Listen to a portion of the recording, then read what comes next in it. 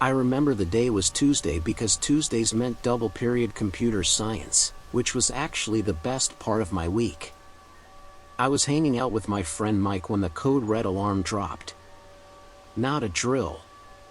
The loud, stuttering alarm bell went off, then the principal's voice cut in over the intercom, shaky and too fast. Code red. This is not a drill. Lockdown immediately. My heart hammered against my ribs.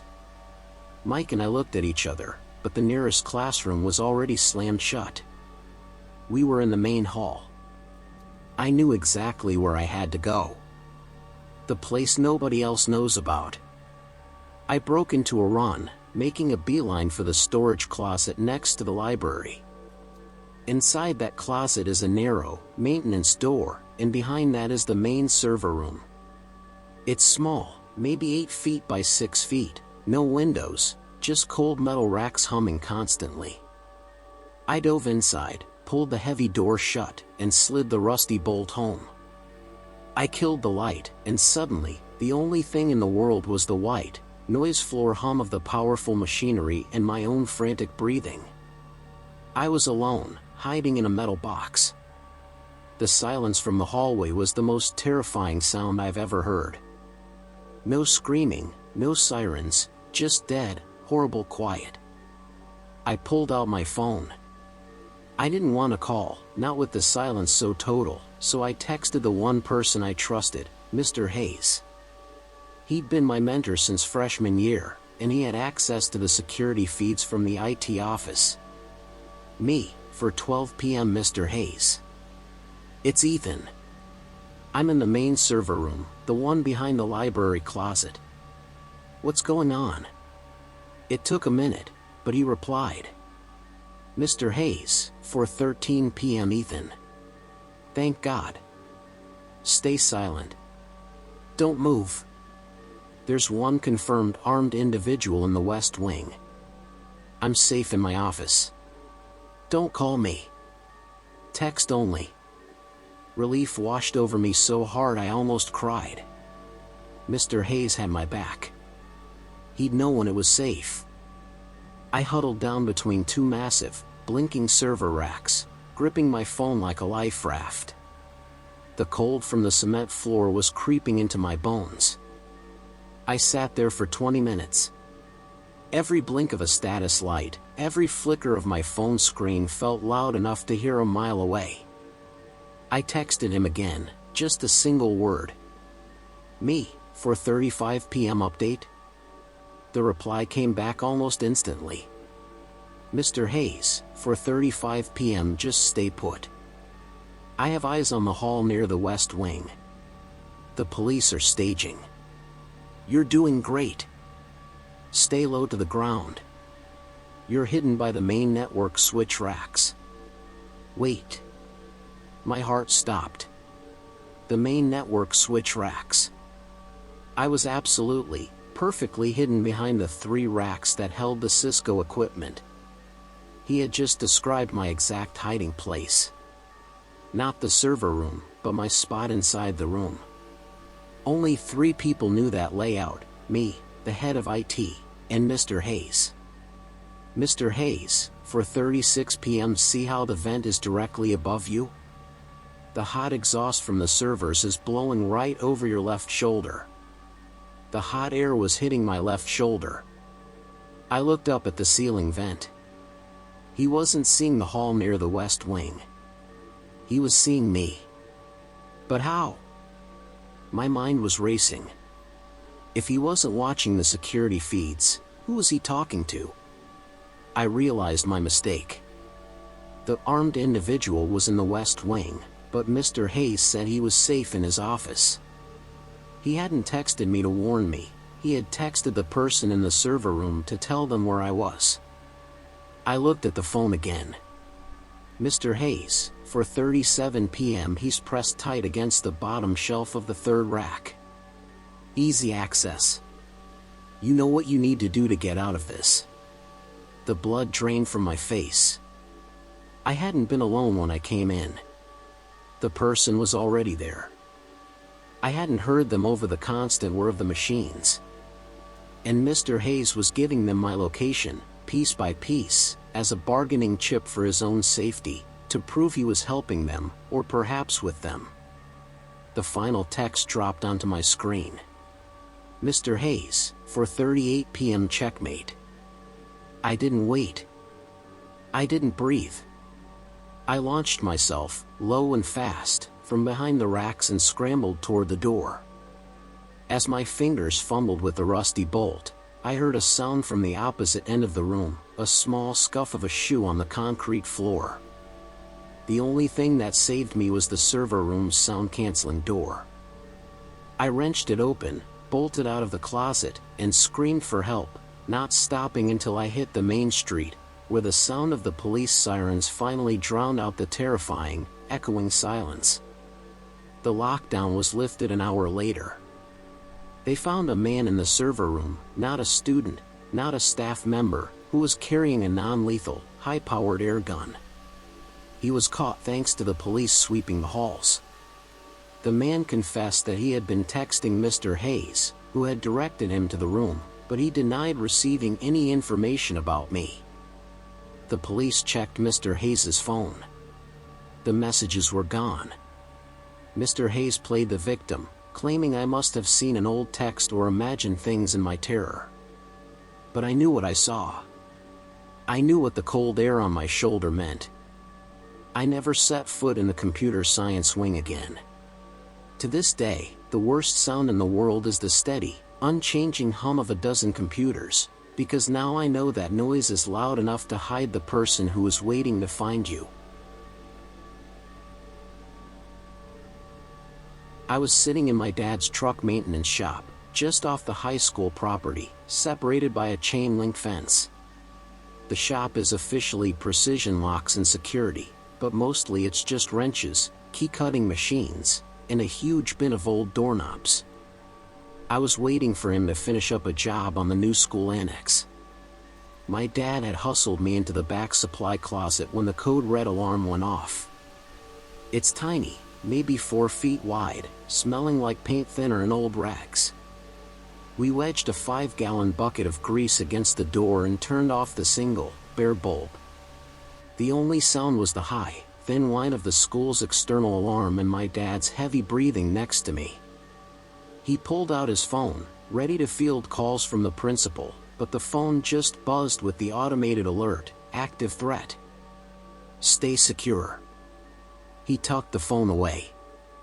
We just sat there, listening to the alarm and the terrifying, dead silence of the school next door.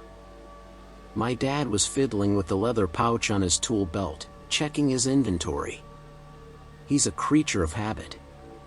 I, on the other hand, was trying to focus on anything but the silence. That's when it started.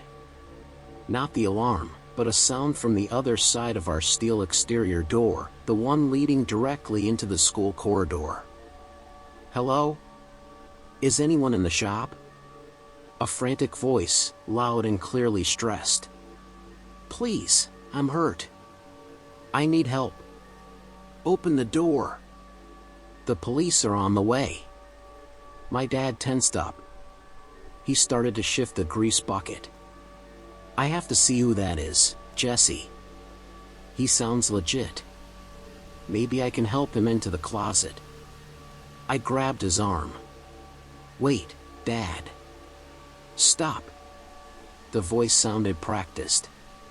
Too smooth for a frantic victim, yet strained enough to convince. Then, the voice begged again, Please, Mr. Henderson? I know you're in there. I just need the code to lock down the East Wing completely.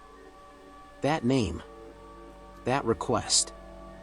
The air went still and heavy. 2 days ago, my dad was on the phone, pacing the shop floor, furious. The school had just upgraded all their locks to new electronic keypads, and some guy had called, pretending to be from the district office, pressing my dad for the master override sequence, the secret, unpublished number that unlocks or locks every single door on the network. Dad had hung up on him. You recognized that voice, didn't you, Dad? I whispered, my mouth dry. He didn't answer. He was staring straight ahead in the dark, his whole body frozen stiff. I whispered again, forcing the words out. "The voice on the other side of that door, it's the guy who called you. The one who wanted the override code." The begging stopped. There was a pause from the other side. A long, stomach-dropping pause that felt louder than the alarm. The man heard us. He knew we were in here, and he knew we recognized him. He wasn't a victim, he was the key to this whole crisis, and now he was stuck between us and the school he wanted to control. The voice returned, low and menacing, no longer desperate. "Henderson, I know you can hear me. We both know you have that code on paper in your office safe. Don't be a hero. You open this door and give me the code, or I swear to God, I start moving room by room. You understand? The lockdown is over when I say it's over." My dad instinctively reached for his key ring, the big one with the dozen heavy keys, as if he could physically lock the man in. He knew the electronic override code was the only thing that could seal the building and trap the intruder for the police. Giving it up meant handing over control of the entire building. He reached for the bucket. He was going to open the door, face the man, and protect the code. He was a locksmith, his whole life was about security, and he wasn't going to let this guy win. "No," I choked out, grabbing his belt. "Dad, don't. If he has the override, we're helping him. He'll get in." My dad was breathing hard, wrestling with his conscience in my grip. He was about to risk everything to do the right thing. "Dad," I pleaded, my voice barely a thread. "He didn't call the police. He called you. He needed a key, and when he couldn't get it, he created a panic so you'd be trapped here with the override code. We are the target." He paused, finally hearing the terrifying logic. He slowly lowered his hand. The man outside, frustrated by the silence, banged once, a solid, sickening thud, against the steel door. "Last chance, Henderson. I can wait." In that moment, my dad made his decision. Instead of unlocking our door, he pulled out his phone. He didn't call the principal, he texted the police tip line directly, typing 2 words, "Lockdown override, 8881. He'd just released the secret code, but not to the man at the door. He'd given the police the power to seal the school remotely and trap the man inside. We huddled back against the wall as the man outside began to loudly rattle the steel door handle, realizing his entire plan had just been bypassed by a text message and a girl who remembered a phone call. It was almost 4:30 p.m., the quietest time of day. I was checking the main floor before my shift ended, my big ring of master keys jangling softly on my hip, the sound of my job. Then the code red alert came down. No drill. Just the harsh, buzzing tone and the automated voice, lockdown in effect. Seek immediate shelter. I wasn't near my usual closet. I was in the abandoned history classroom, room 112. It hadn't been used since the annex opened 5 years ago, filled with dusty, yellowed maps and broken chairs. I grabbed the 2 students who had been lagging in the hallway, Maria and David, shoved them inside, and slammed the heavy door shut. The lock mechanism was old, but reliable. I twisted the thumb turn on the inside, then added the extra security measure. I wedged a heavy, ancient textbook under the door handle.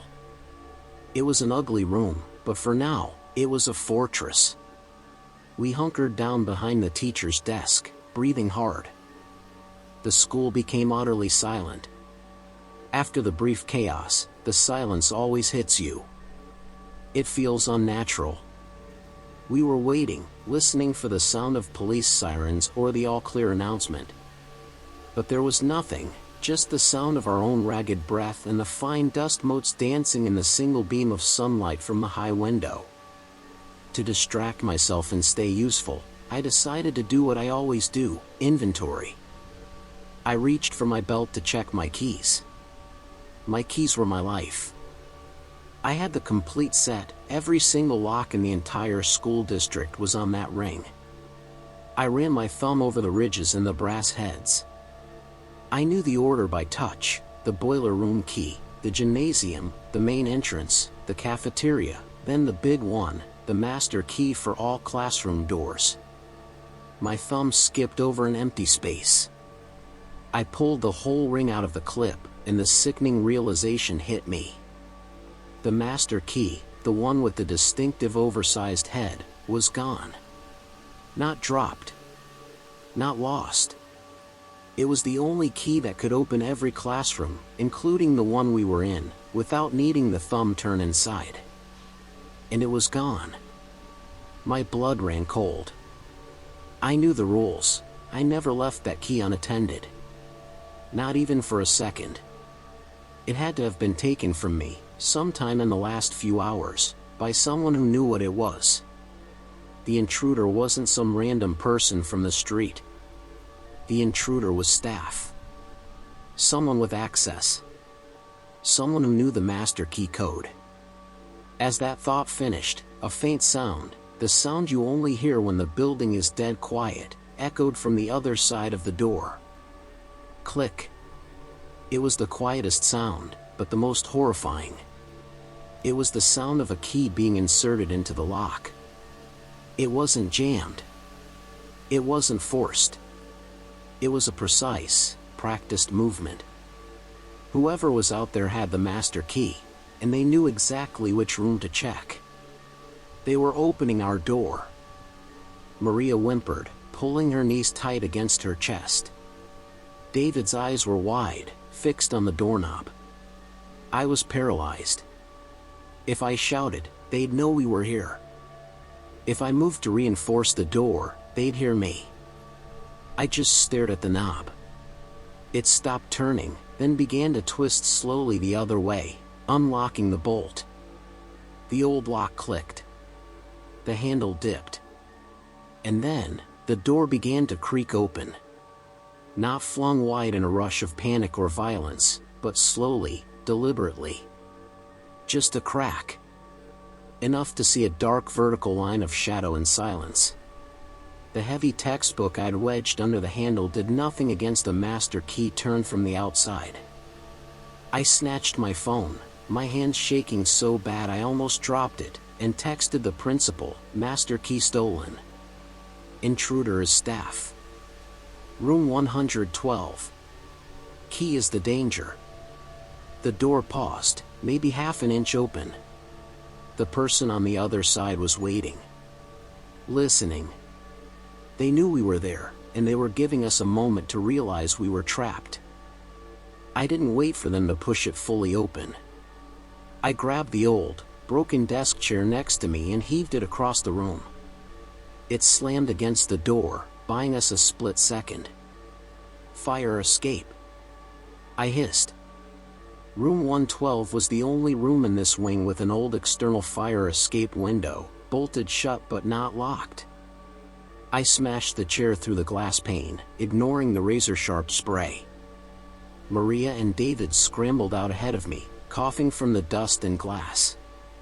As I climbed through the frame, I looked back. The door was still only cracked, but the gap was wide enough now for me to see a small part of the person's uniform, not a student, but a plain, dark blue sleeve, identical to the ones worn by every teacher in the English department. We dropped onto the soft lawn outside, screaming, just as the police arrived, surrounding the building. They found the intruder moments later, still standing outside room 112, calmly holding my master key. And it wasn't the custodian.